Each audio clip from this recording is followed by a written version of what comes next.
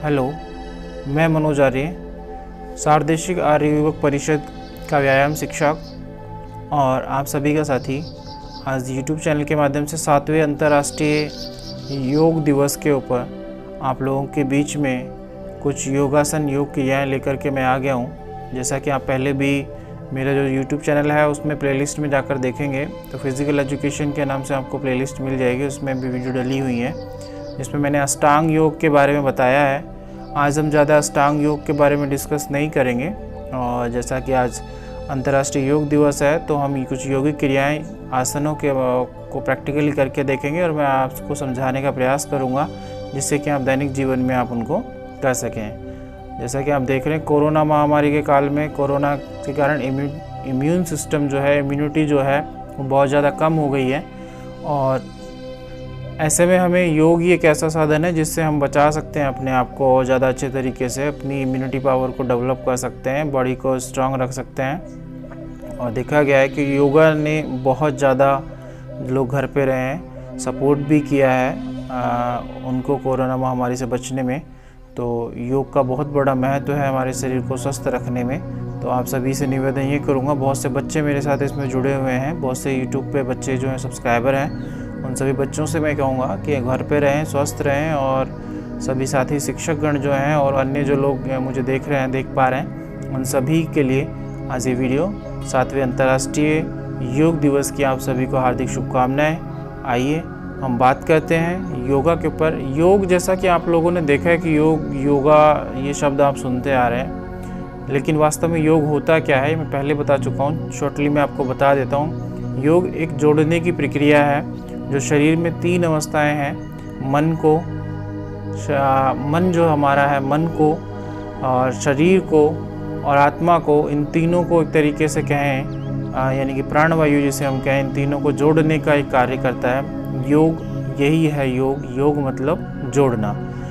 योग में योगिक क्रियाओं में आप अष्टांगी मार्ग बहुत बिरला ही होंगे। आज के ज़माने में बहुत कम लोग ऐसे मिलते हैं जो अष्टांगी योग सिद्ध किए हुए हों। अष्टांग योग सिद्ध करने में आपको ये 8 जो अष्टांग योग होते क्या हैं, इसमें यम नियम 2 होते हैं। यम नियम प्रथम और द्वितीय। तीसरा हम देखें आसन आते हैं जिनको आप लोग करते हैं, जिसे मेनली आप योगा कहते हैं। आसनों को आप करते हैं जिसमें आसन जो होते हैं विभिन्न प्रकार यानी कि मुख्य रूप से 4 प्रकार से किए जाते हैं। सीधे जिस प्रकार से मैं बैठा हूँ बैठकर करने वाले आसन, इसमें अन्य क्रियाओं अन्य मुद्राओं में हम बैठकर कर सकते हैं। फिर खड़े होकर करने वाले आसन जिन्हें हम सीधे खड़े होकर कर सकते हैं। तीसरा लेटकर करने वाले आसन, लेटकर में सीधे लेट करके, और चौथा होता है उल्टे लेट करके करने वाले आसन। उन विभिन्न क्रियाओं को आगे वीडियो में हम देखेंगे, तो वीडियो में साथ ही जुड़े रहें और वीडियो अच्छी लगे तो शेयर करें, सब्सक्राइब करें और इन क्रियाओं को आप सब करने का प्रयास करें। अगर कोई कमी हो तो कमेंट्स के माध्यम से आप बताएं और अगर आपको अच्छा लगे तो प्रतिदिन 1 या 2 योगाओं के बारे में और उनके बेनिफिट्स और उनके प्रयोग और उनकी बारीकियां मैं आपको रोज़ाना प्रतिदिन ला सकता हूं। तो कमेंट्स करके नीचे बताइएगा कि क्या ये आप सीखना चाहेंगे। वैसे बहुत सारी वीडियोस आप देखते हैं यूट्यूब पर। चलो तो अष्टांग योग में हम बात कर रहे थे यम और नियम। तीसरा आसन जो आता है, आसन हम लोग करते हैं। उसके बाद चौथा प्राणायाम आता है। प्राणायाम जिसे आप लोग बहुत सारे सभी देखें, यूरोपियन, अमेरिकन, हमारे एशिया में प्राणायाम को बहुत अब ज़्यादा दिया गया है आसन के साथ साथ। तो प्राणायाम प्राणों का व्यायाम, प्राणवायु का व्यायाम, फेफड़ों का व्यायाम किया जाता है जिससे कि हमारे फेफड़े मजबूत हों, जिससे कि आयु में वृद्धि हो। तो प्राणायाम है, फिर प्रत्याहार है, धारणा है, फिर ध्यान आता है जिसे आप कहते हैं ध्यान। ये 7वीं अवस्था है अष्टांग योग की, ध्यान जिसे आप ऐसे बैठ जाते हैं और ध्यान लगाते हैं। लेकिन ध्यान एक 7वीं अष्टांग योग की 7वीं अवस्था है। उसके बाद आती है अंतिम अवस्था समाधि, जिसमें बहुत ही कम लोग पहुंच पाते हैं। तो अष्टांग योग के बारे में बात कर रहा था, आगे मैं बात देखते हैं। तो आसनों के बारे में बात करें, आसन हम शुरू करते हैं। सबसे पहले जो मैं बैठा हुआ हूँ, आप देख रहे हैं एक साधारण सी मुद्रा में बैठा हूँ। उसमें सबसे आसान और सरल आसन में जो आसन है मैं आपको बताता हूँ। एक होता है सुखासन। सुखासन यानी कि आप जिस तरीके से आलती पालती मारकर जैसे बैठना चाहें उस प्रकार से आप बैठ सकते हैं। अब मैंने जो हाल फिलहाल है आपको जिस मुद्रा में आप सीधे आलती पालती मार के इस प्रकार भी बैठते हैं तो भी वो सुखासन है। मुझे जो कंफर्ट लगता है, मैं इस प्रकार से एक पैर की जो ये टकुना है, इस टकुने के पास में यहाँ, और इसको रख करके और आप इस मुद्रा में बैठ सकते हैं। जितनी ज़्यादा देर आप इसमें बैठ सकते हैं, कहते हैं कि योगियों ने आसन सिद्ध कर लिए, वो सिद्ध आसन कहलाते हैं। सिद्ध आसन का मतलब है जिस आसन में आप लंबे समय तक, घंटों तक बैठ सकें, वो सिद्ध आसन कहलाते हैं। ठीक है, यानी कि सिद्ध कर लेना, यानी कि वो आप लंबे समय तक कर सकें, ऐसी इसीलिए सिद्ध कहा जाता है उन्हें। ठीक है, सिद्ध पुरुष उन्हें इसीलिए कहा जाता है कि वो बहुत सारे आसनों में सिद्धस्त हो जाते हैं। ध्यान, योगिक क्रियाओं, प्राणायाम, इनमें सब सिद्ध होते हैं। देखें यहाँ पक्षी और चिड़ियाओं की आवाज़ आ रही है। आज सुबह का मौसम बड़ा अच्छा है। तो आगे बढ़ते हैं। तो सिद्धासन के बाद में पहला जो आसन बैठकर करने वाले आसनों में आता है, वो हम देखते हैं पद्मासन, जो आसनों में सबसे अच्छा माना जाता है। ध्यान की क्रिया में बैठे हुए तो करते हैं जो। तो बारीकियाँ ये है कि आप एक पैर लेंगे और एक पैर को यहाँ रखेंगे, दूसरे पैर को इस जगह के ऊपर रखेंगे और इसमें आप यहाँ इस मुद्रा में बैठ सकते हैं। आपकी ये मांसपेशियाँ पूरी खींचेंगी ज़बरदस्त, लेकिन आप धीरे धीरे जैसे जैसे अभ्यास करेंगे वैसे वैसे ये आसन आपका सिद्ध होता चला जाएगा और अभ्यास होता चला जाएगा। ये मांसपेशियाँ खींचना बंद हो जाएंगी। इसी में एक दूसरा और आता है आसन, जिसे कहते हैं उत्थित पद्मासन। मैं यहीं इसी से करके बता रहा हूँ। उत्थित पद्मासन में आप दोनों हाथों को अपने यहाँ ले जाएंगे, हथेलियों से भी कर सकते हैं, और मुष्टिकाओं को इस प्रकार बना करके यहाँ रख करके आपको इसमें उठना होता है, जिसे हम इसीलिए कहते हैं इसे उत्थित पद्मासन। इस प्रकार से आपकी भुजाएं जो हैं सब और ये मांसपेशियों, इन सभी का व्यायाम होगा। और उत्थित पद्मासन और पद्मासन आपने देखा। उसके बाद बहुत ही आसान सा आसन आप देखें इसमें। तो मैं अगला आसन बता रहा हूँ आप लोगों को। ब्रह्मचर्य आसन होता है और उसमें एक छोटी कड़ी, जिसे हम कह लें, या अर्ध ब्रह्मचर्य आसन इसे कहा जाता है। अर्ध ब्रह्मचर्य आसन को देखने तो यहाँ इस पंजे पर, बाएं पैर के पंजे पर आपने इस प्रकार बैठ जाना है और ये एड़ी पर आपने इस प्रकार टिकना है। ठीक है, आपका जो दायां पैर है वो इस बाएं पैर के ऊपर इस प्रकार से आ जाएगा और आपके दोनों हाथ जो हैं वो ज़मीन से इस प्रकार टच रहें। और टच करने के बाद धीरे धीरे एक समय में नहीं आएगा ये, आपको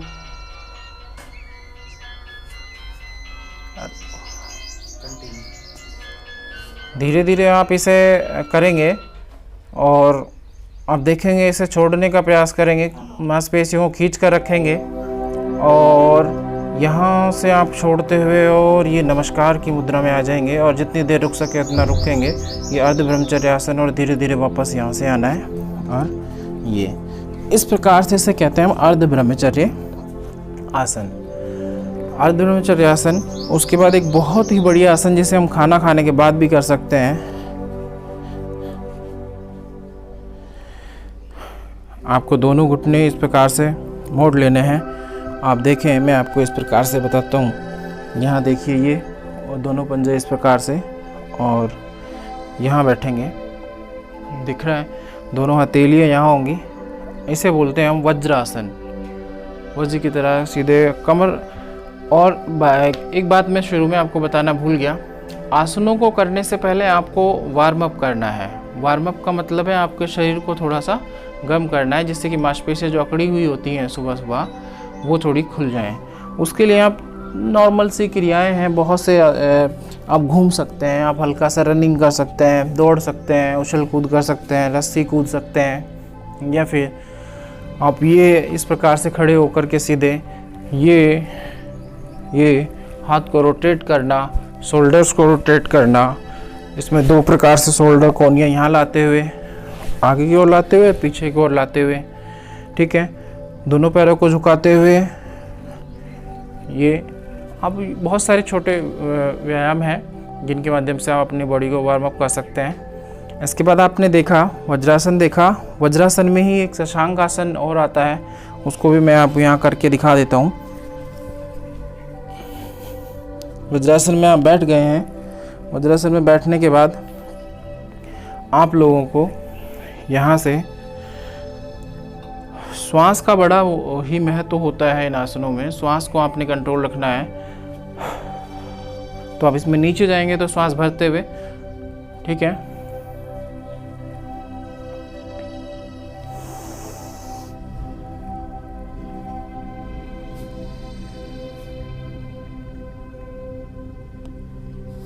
यहाँ श्वास रोक के रखनी है और यहाँ से जैसे उठेंगे श्वास को धीरे धीरे छोड़कर यहाँ रोक के रखनी है, फिर छोड़ देना है, फिर भरते हुए चलना है।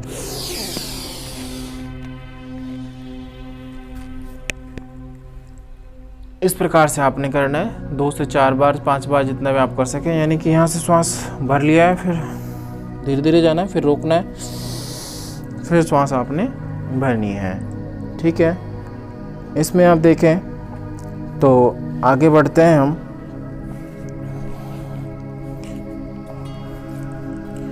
आप यहाँ बैठे हुए हैं, सुखासन या कोई भी आसन आप लगा लीजिए। यहाँ से गौमुख आसन, जो आपका बायां हाथ है वो यहाँ इस प्रकार से आ जाएगा, दायां हाथ है वो इस प्रकार से आ जाएगा और ये यहाँ, ठीक है।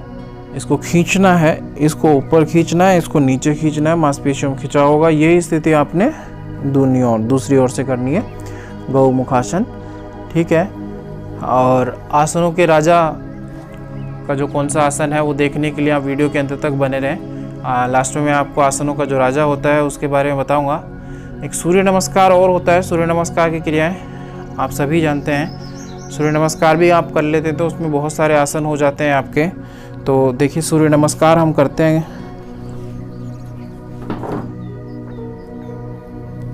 उससे पहले अब बैठकर करने वाले आसन हो गए। मैं लेटकर करने वाले आसन बता देता हूँ, फिर आपको लास्ट में सूर्य नमस्कार जो और फिर जो मुख्य जो आसन है वो बताऊंगा। तो लेटकर करने वाले आसनों में हम सीधे लेटकर करने वाले आसनों को देखते हैं।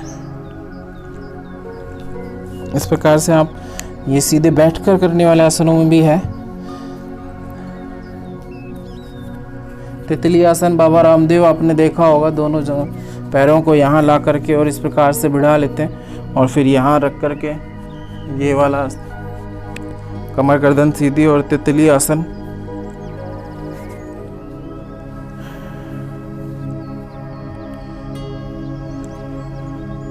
बहुत से ऐसे आसन हैं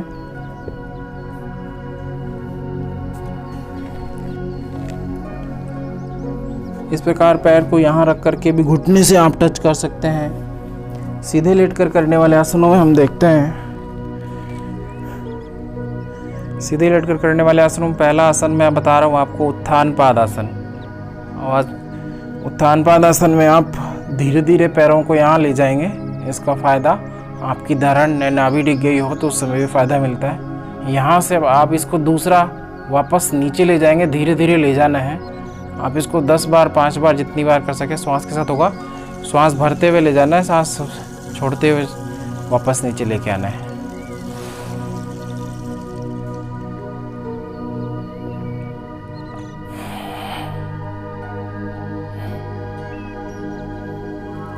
ठीक है, यहाँ से अब देखेंगे आप, यहाँ से आगे तो अगला जो आसन बता रहा हूँ मैं, सर्वांग आसन। सर्वांग आसन में आप धीरे धीरे पैरों को ले जाएंगे और इसमें आपको पूरा उठना है हाथों की मदद से।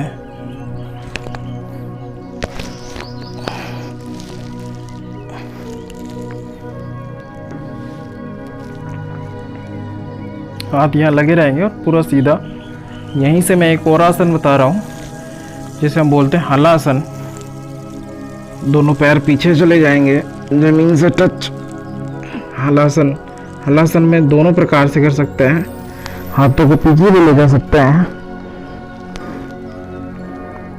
हलासन के बाद यहीं से एक और आसन बता रहा हूँ, कर्ण पीड़ासन।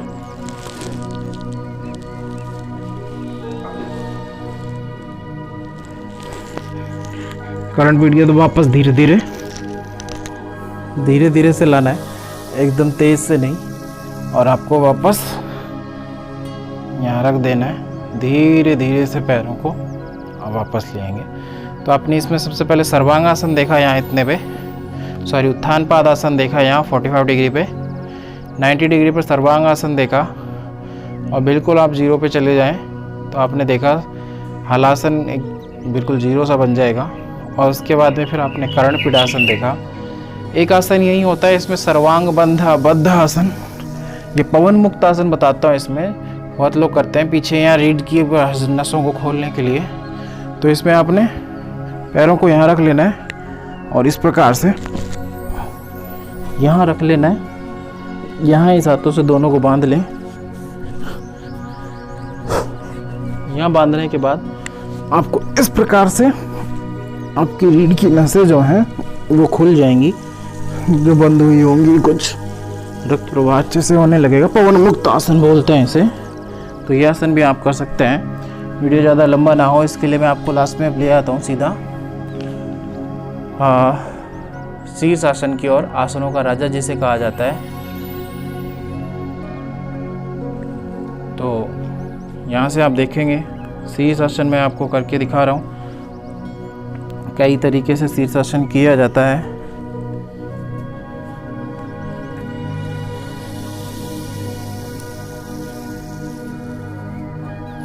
शीर्ष आसन करते समय आप ये ध्यान रखें कि आपके सर के नीचे अगर नए हैं आप एकदम से ना करें, योगी गुरु के आचार्य की सहायता से ही करें। और आपको इस प्रकार से बैठ जाना है और बैठ जाने के बाद आपके हाथ यहाँ रखें और फिर ये अंगुलियाँ आप यहाँ दबा लें, यानी कि पंजा बना लें। और फिर इसको आप व्यवस्थित करना है। यहाँ शुरुआत में आप लोग नहीं कर पाएंगे, धीरे धीरे अभ्यास और उसकी बारीकियों को सीख कर ही आप करें।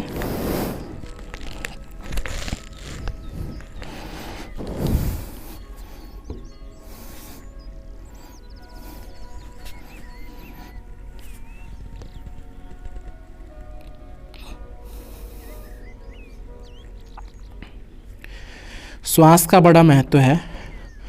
श्वास को आप रोक कर रखेंगे। अभी मैंने बोल रहा हूँ लेकिन आपको रोक कर रखना है।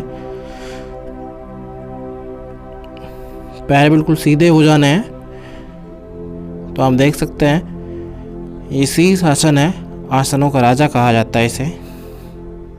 इसमें बहुत सी मुद्राएं हैं, वो मैं आपको करके दिखाता हूँ। देखिए आप यहाँ रोक सकते हैं पैरों को, इसमें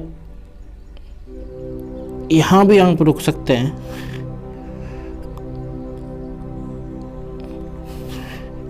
इस प्रकार से भी आप अगली मुद्रा